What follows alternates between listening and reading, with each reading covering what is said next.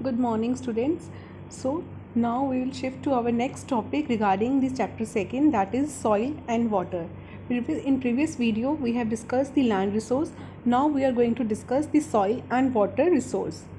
Which, as you know, soil is the uppermost thin layer of organic material, mineral, and some humus that is present on all over the earth's surface. Now this earth soil has different जिसको बोल सकते हो आप layers हो सकती हैं ये soil की. सबसे नीचे रहता है पेरेंट रॉक जो आप पिक्चर में देख पा रहे हो. Then the weathered rock material, उसके ऊपर रहता है सब soil with sand, silt and clay. And सबसे ऊपर की जो लेयर है बच्चे, यहाँ पे ह्यूमस प्रेजेंट होता है, ऑर्गेनिक कंटेंट होता है.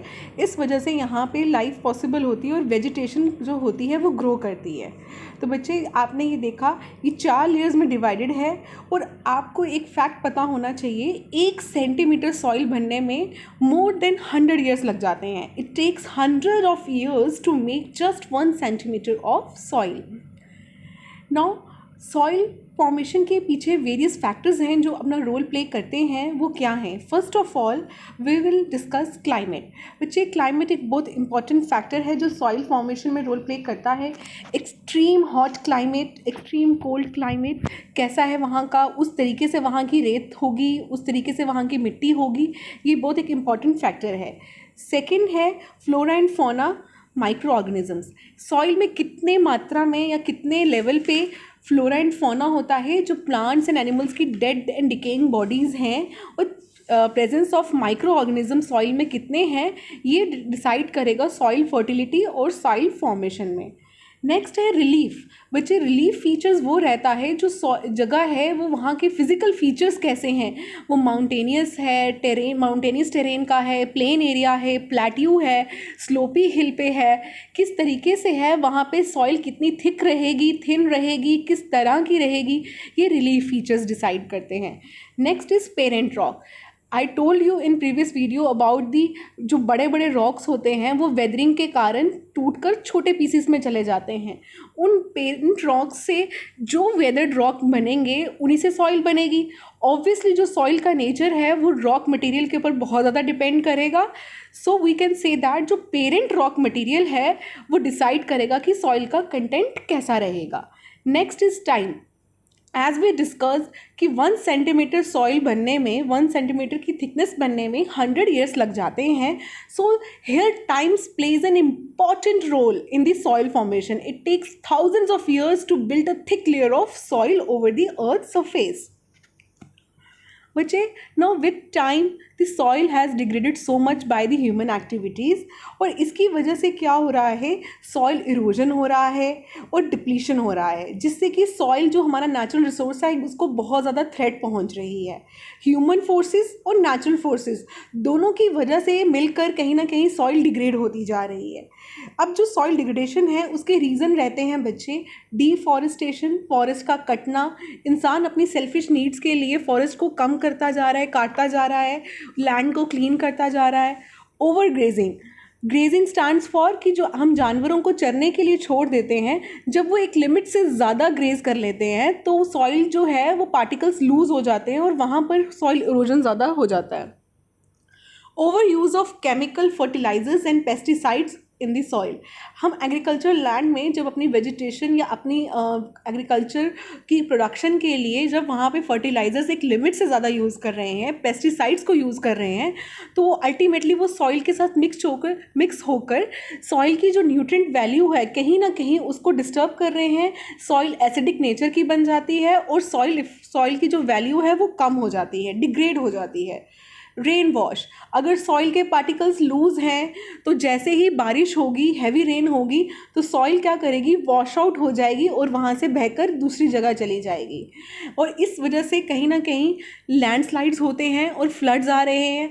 As you know hilly areas में बड़े बड़े जो रॉक्स एंड डेब्रीज हैं मिट्टी के साथ मिलकर जब बारिश होती है, फ्लड्स आते हैं तो वो रोड पर आकर गिर जाते हैं. This is known as landslide. और ये क्यों हो रहा है? क्योंकि ओवर ग्रेजिंग और काइंड ऑफ डिफॉरेस्टेशन, जो वेजिटेशन कवर है वो कम होता जा रहा है हिली एरियाज़ में, पहाड़ों पर, और उस वजह से लैंडस्लाइड्स होते जा रहे हैं.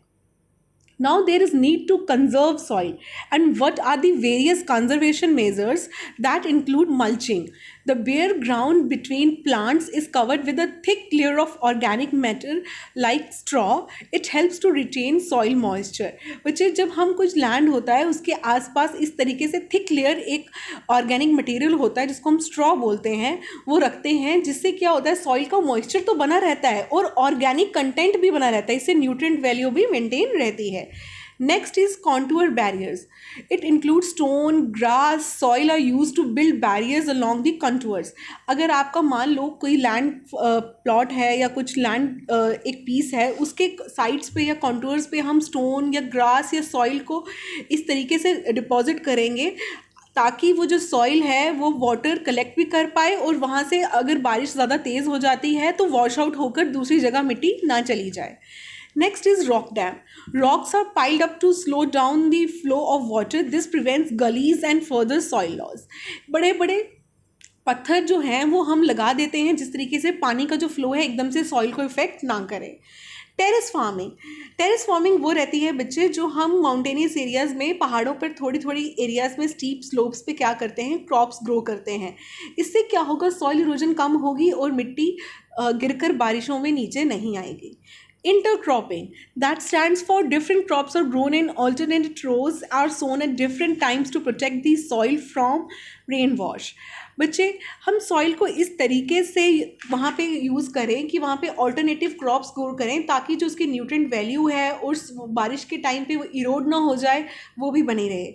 Contour plowing parallel to the contours of a hill slope to form a natural barrier for water to flow down the slope. As I told you कि अगर स्लोपी एरिया है तो हमें साइडों में एक तरीके से बैरियर बनाने पड़ेंगे ताकि फ्लड्स के टाइम पे, बारिश के टाइम पे मिट्टी इरोड होकर नीचे ना चली जाए.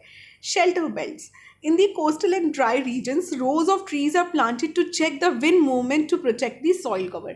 अगर तो कोई एरिया बहुत ज़्यादा ड्राई है या डेजर्ट एरिया है, हम क्या करेंगे, लैंड के कॉर्नर्स पे प्लांट्स ग्रो कर देंगे, बड़े बड़े ट्रीज लगा देंगे so that we can check कि विंड किस तरीके की है, किस स्पीड से फ्लो कर रही है और मिट्टी को इरोड कर कर ना ले जाए.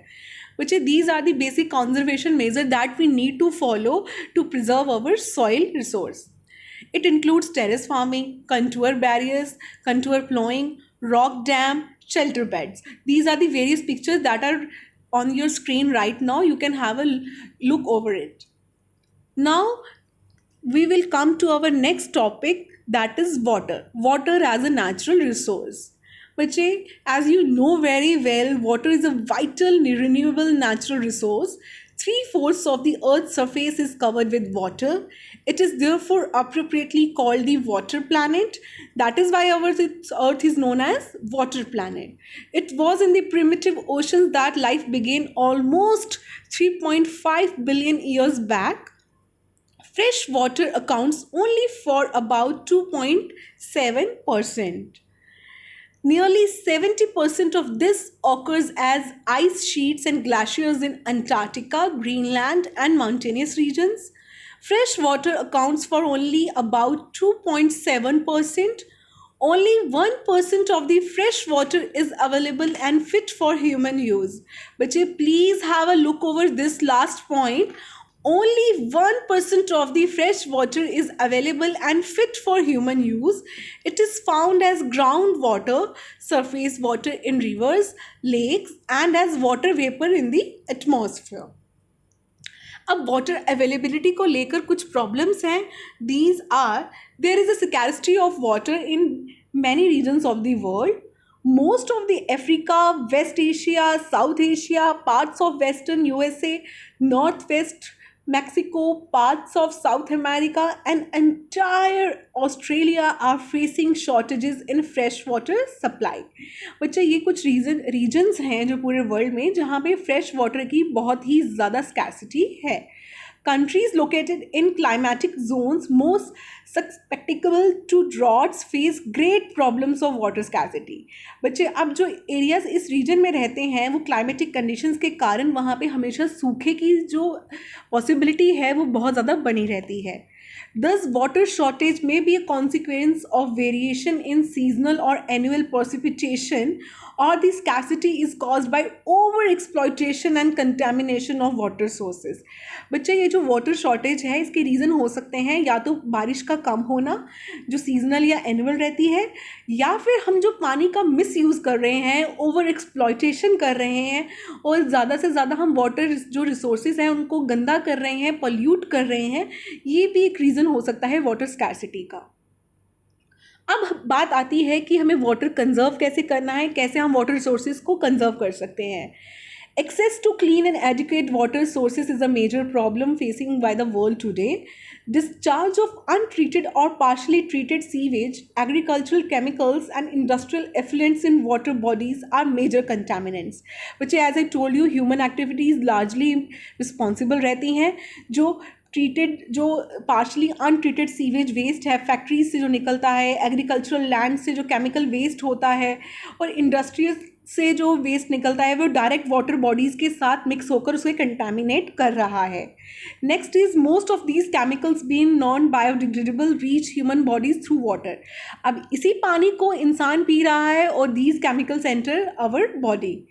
Water pollution can be controlled by treating these effluents suitably before releasing them in the water bodies.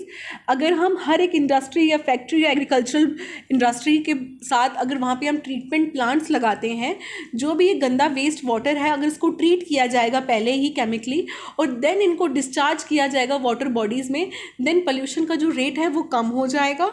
Water is used for irrigating fields. The canals should be properly lined to minimise loss of water seepage. जो water canals हमारे agricultural land में रहते हैं, जिसको हम खेतों के आसपास कैनाल्स जो बनाते हैं, वो इस तरीके से होने चाहिए कि वाटर की जो अवेलेबिलिटी है वो ज़्यादा रहे, मैक्सिमम रहे लोगों तक, और बिल्कुल जिसको बोल सकते हैं उनकी विड्थ कम रहनी चाहिए और उनकी जो ब्रॉडर रीच रहनी चाहिए एग्रीकल्चरल लैंड पे. Sprinklers effectively irrigate the area by checking water losses through seepage and evaporation.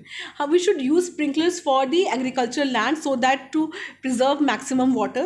In dry regions with high rates of evaporation, drip or trickle irrigation is very useful. The valuable water resource can therefore be conserved by adopting these means of conservation. अगर हम इन means को use करते हैं तो water conservation maximum रहेगी and we need to follow these kind of measures. Thank you so much. This was all about water and soil resource.